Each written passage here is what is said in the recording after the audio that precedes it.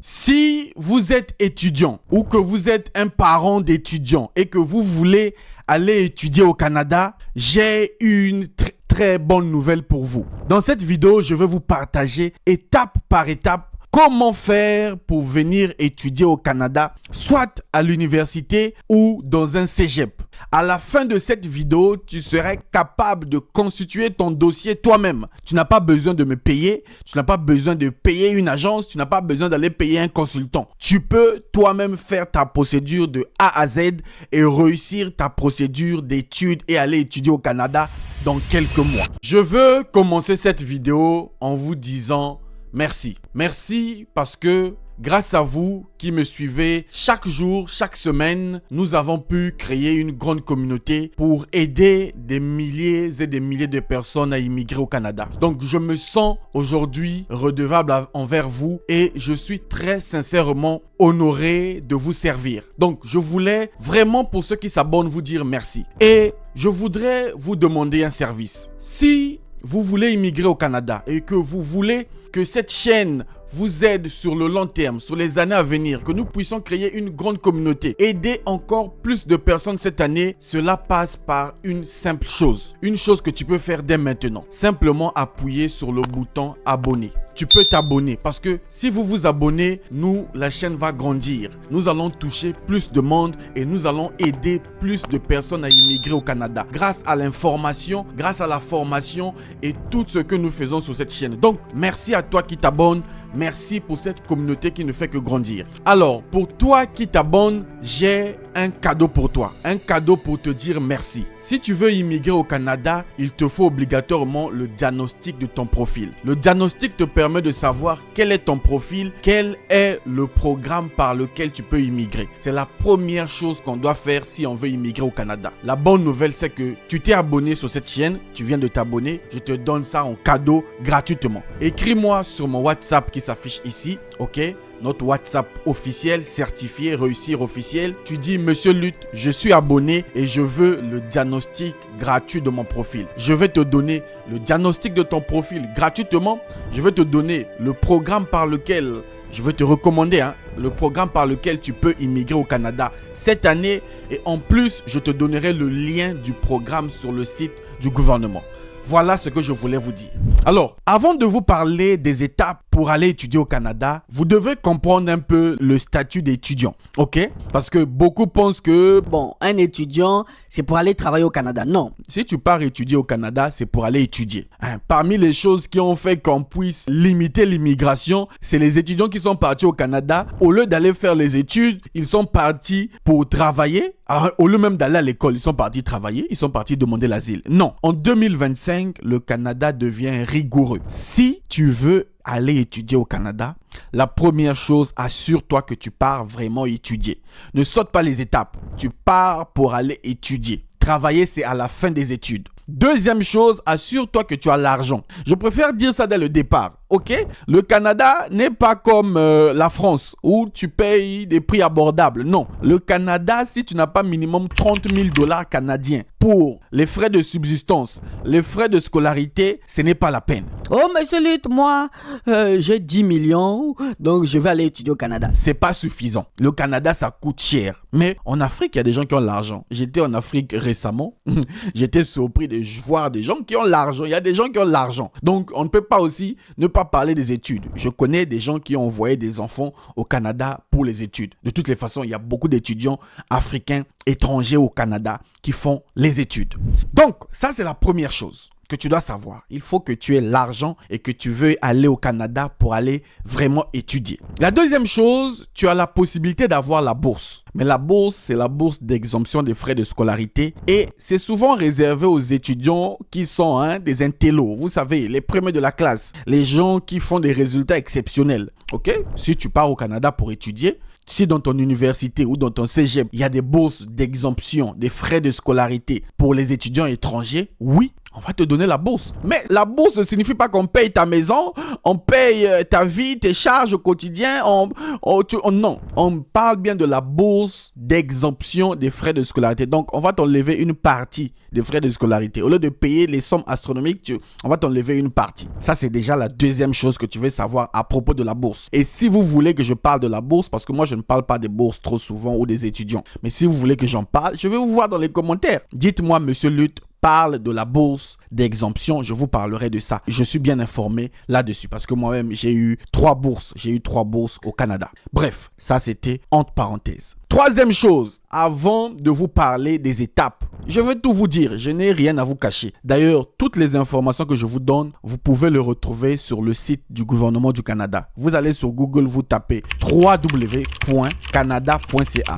Dans l'onglet immigration et citoyenneté, vous allez voir étudier, tout est expliqué. Je n'invente rien, je ne suis pas un génie, je suis juste la salle de presse, je t'informe. Alors, dernière chose que tu dois comprendre, c'est que tu peux venir au Canada pour étudier dans 3 choses. Premièrement, tu peux venir dans un cégep. Le cégep, c'est le collège. Il y a beaucoup de cégeps au Canada.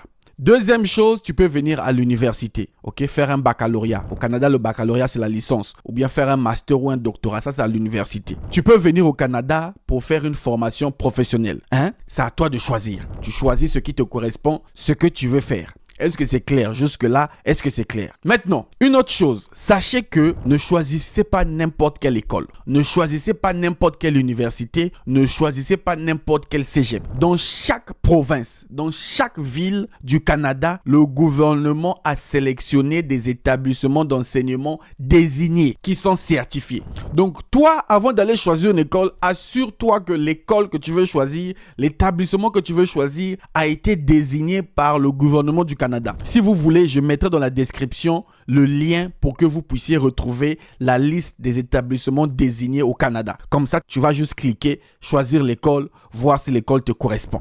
Voilà un peu les bases que je voulais poser déjà sur ça. Et je ne vais pas oublier, n'oubliez pas que le visa des études fait partie des visas temporaires. Ok? Est-ce que c'est clair? Maintenant, il y a un autre programme pour les étudiants étrangers qui peuvent avoir la résidence permanente à la fin de leurs études. Ça, je ne veux pas rentrer là-dessus. Monsieur Lutte, quelles sont les étapes donc pour aller étudier au Canada? Je l'ai dit tout le temps, mais bon, la répétition, c'est la mère des sciences. Tu vas aller étudier au Canada, tu respectes les critères que je viens de partager dans cette vidéo et que tu es prêt financièrement, administrativement, moralement, surtout moralement. On a eu trop de problèmes au Canada, trop de décès. Il y a eu des choses, vous vous rappelez ici, on a perdu nos sœurs. Donc, il faut être aussi prêt moralement. Moralement, il faut être prêt. Voyager, c'est bien. Mais si tu sens que tu es encore gamine dans ta tête, ou tu es gamin, tu n'es pas encore prêt, tu n'es pas mature, tu veux aller étudier au Canada. Mon frère, le froid, la solitude, les problèmes, ça va te ruiner le moral. Soyez prêts, c'est la guerre. Ce n'est pas le monde de bisounours. Bref. Ça, c'était le conseil de votre frère. Première étape, tu dois savoir choisir la formation que tu vas aller faire. Ok? Tu dois savoir quelle formation tu veux aller faire au Canada. Est-ce que tu veux aller faire l'informatique, la petite enfance, le domaine de la santé, l'ingénierie, les finances, l'économie? Tu dois choisir. Est-ce que tu vas aller faire une licence 1, une licence 2, un master en doctorat, une formation professionnelle, un cégep? Tu dois choisir. Depuis ton pays d'origine, tu dois choisir. Si tu ne choisis pas, tu vas nulle part. Deuxième étape que tu dois faire, c'est de te renseigner sur les établissements. Ok? Il faut se renseigner en amont. C'est pas à papa de faire ça pour toi, ou ce n'est pas une agence de faire ça pour toi, ce n'est pas Monsieur Lutte de faire ça pour toi. C'est toi-même qui dois faire ça. Tu pars sélectionner les universités que tu veux, dans des provinces que tu veux, dans les villes que tu veux. Tu vas sur leur site internet, tu te renseignes. Est-ce qu'il y a ma formation